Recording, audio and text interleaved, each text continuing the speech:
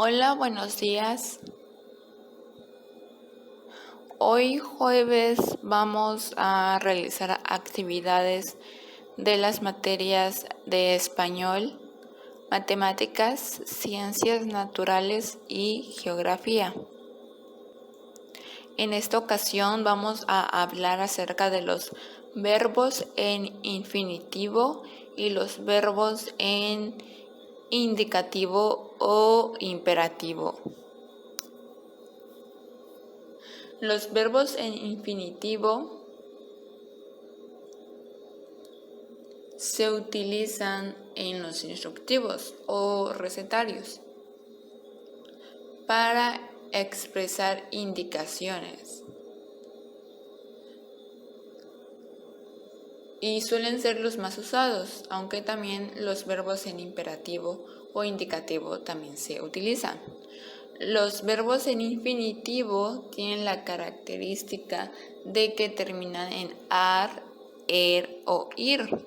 Por ejemplo, cocinar, lavar, hervir, beber, cortar, etc. ¿Sí?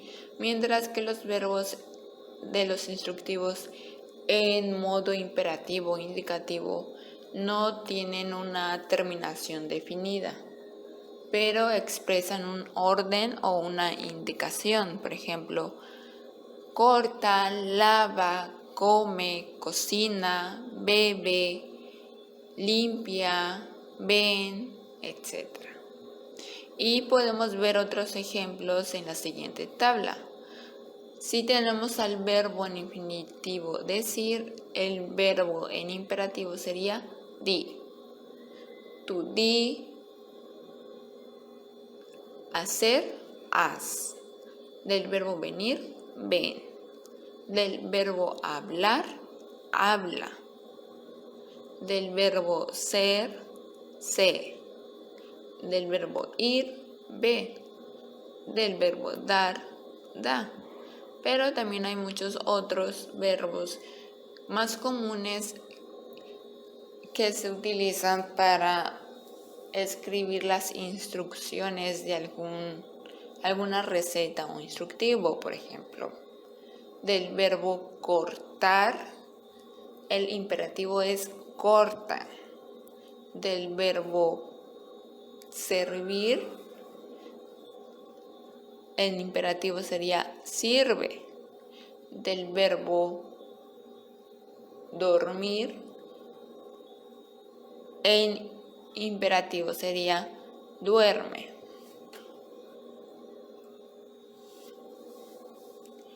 Sí, es importante distinguir las diferencias entre los verbos en infinitivo e imperativo. Los verbos en infinitivo terminan en ar, er, ir, y los verbos en indicativo o imperativo expresan una orden o alguna indicación. En la primera actividad de la materia de español vas a observar la receta de la página 90 de tu libro de español. La receta de las bolitas de coco y las papas en gajo. Y vas a comentar con tu familia los elementos que debe contener y si los contiene. Y sobre todo vas a analizar y poner atención en las palabras remarcadas de color rojo y de color verde. ¿Sí? Vemos que las palabras de color rojo en el instructivo o en la receta de las bolitas de coco son mezclan, deja, forman, pasa. Son verbos en indicativo. ¿Por qué? Porque te da una orden o una indicación. Y en la receta de las papas en gajos tenemos los verbos calentar, añadir, freír, escurrir, servir y añadir. Estos verbos están en infinitivo. ¿Por qué? Porque terminan en ar y en ir. Después vas a responder a las siguientes preguntas. ¿En qué se parecen y en qué se diferencian esas dos recetas? ¿Cuál elegirías para preparar y por qué? ¿Y qué piensas que sea más fácil? ¿Preparar una receta escuchándola, viéndola o leyéndola? ¿Y por qué? Posteriormente, vas a recuperar la receta que escribiste anteriormente y encerrarás con color rojo los verbos que incluiste en esa receta para responder si esos verbos están en infinitivo o en indicativo. En caso de que no estén ni en infinitivo ni en indicativo, tendrás que pasar esos verbos a alguno de estos dos modos de verbo. Muy bien. Ya que hayas terminado la actividad de español, en tu libro de matemáticas nos vamos a ir a la página 82, 83 y 84, en donde retomaremos el tema de la lectura y la escritura de cantidades de 4 cifras o más. En estas actividades básicamente vas a escribir con número, con letras, ciertas cantidades y resolver algunos problemas relacionados con esto. Posteriormente, en la materia de ciencias naturales, vamos a elaborar un experimento. Este experimento se llama caldo de cultivo. En esta ocasión vas a trabajarlo con tu familia, en donde necesitarás 2 litros de caldo natural de res o pollo colado, 6 frascos que pueden ser de plástico o pueden ser botellas también, o de vidrio. También una parrilla eléctrica o en caso de la cocina, una olla pequeña y 6 etiquetas. Sí. Con ayuda de tus familiares vas a tratar de realizar este experimento y tendrás toda una semana para observar qué sucede en cada uno de esos frascos. Y de esta manera completar el cuadro que se muestra en la página 89. Al terminar este experimento y tus observaciones durante una semana, vas a escribir tus observaciones, tus conclusiones en esta tabla, así como responder las siguientes preguntas.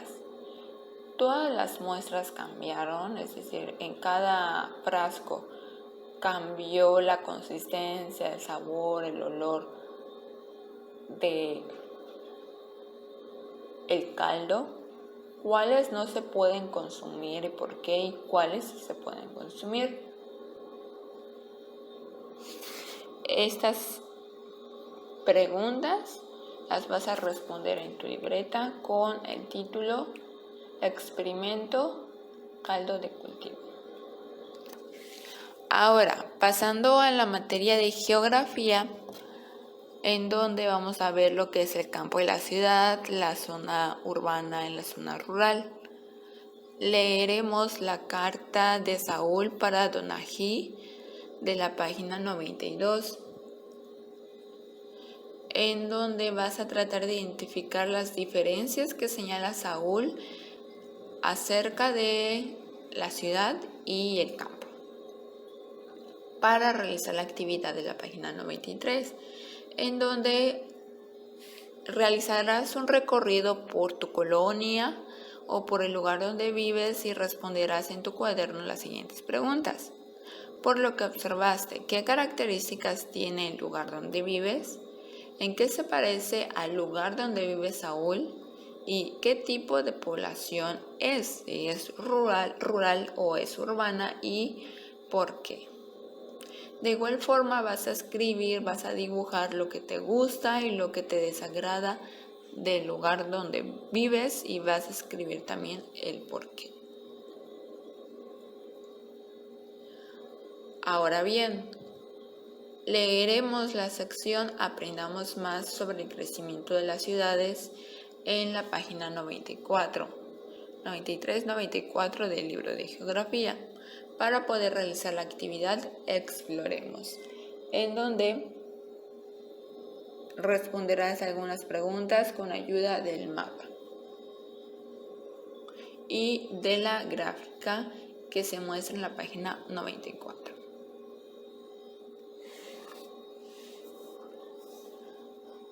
Muy bien, esas han sido todas las actividades del día de hoy. En caso de que tengas alguna duda, puedes preguntar.